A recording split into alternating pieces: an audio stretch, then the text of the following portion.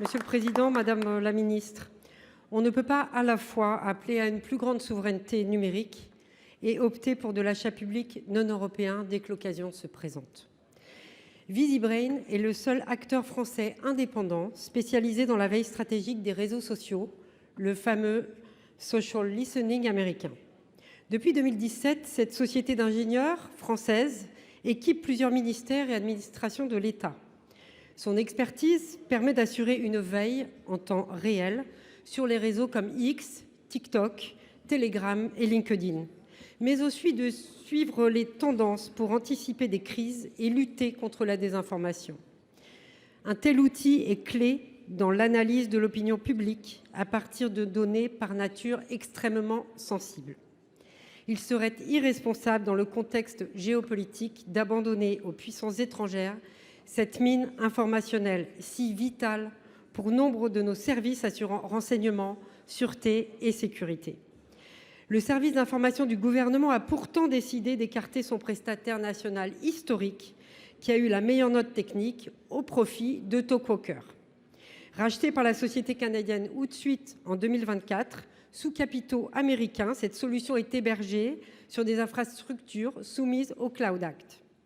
Les prochaines élections en France feront l'objet de tentatives d'ingérence via les réseaux sociaux, armes de déstabilisation massive de nos démocraties.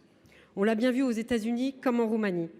Madame la ministre, comment le SIG a-t-il pu faire preuve d'une telle naïveté?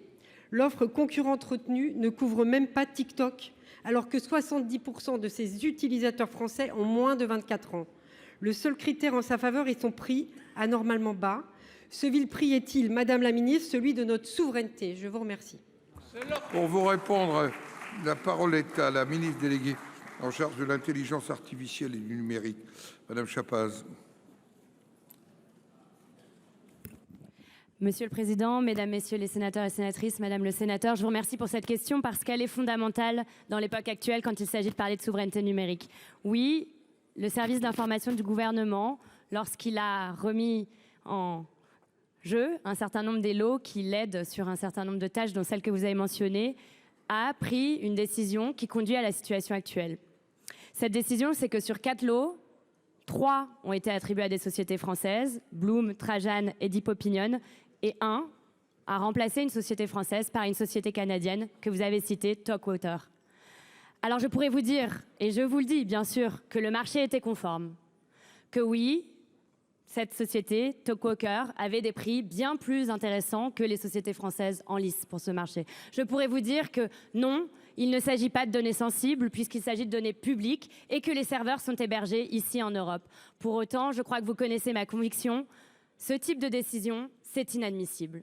C'est inadmissible parce qu'on ne peut pas parler continuellement de souveraineté numérique et se cacher derrière le code des marchés publics pour prendre ce type de décision. On ne peut pas continuellement dire qu'on a un écosystème d'innovation à la pointe de la technologie et se tourner vers les solutions non européennes à la moindre occasion. Alors oui, c'est un sujet difficile, c'est un sujet qui est encadré par le code de la commande publique, par tout un tas de règles que nous connaissons, que vous connaissez mieux que personne, vous les dénoncez régulièrement. Mais ce que je peux vous garantir, c'est comme sur tout un tas d'autres sujets difficiles, je ne lâcherai rien. Il faut qu'on regarde en Europe ce qu'on est capable de faire. Nous le faisons avec la révision de la directive sur la commande publique et nous irons jusqu'au bout. On ne construit pas de souveraineté numérique quand on n'est pas capable d'avoir une vraie politique industrielle. Et cette politique industrielle, c'est se tourner vers nos entreprises et vers nos acteurs de l'innovation et du numérique. Je vous remercie.